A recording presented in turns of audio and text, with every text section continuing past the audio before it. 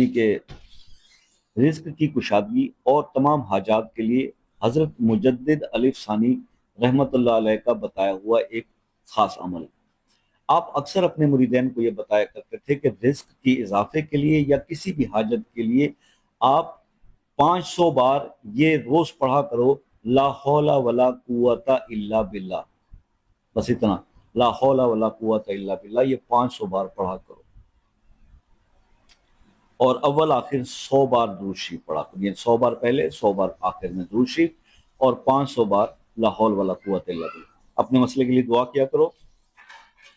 اور آپ کا پرابلم جو ہے وہ سالو ہو جائے گا۔ مہینہ سوا مہینہ اس کو کیجئے۔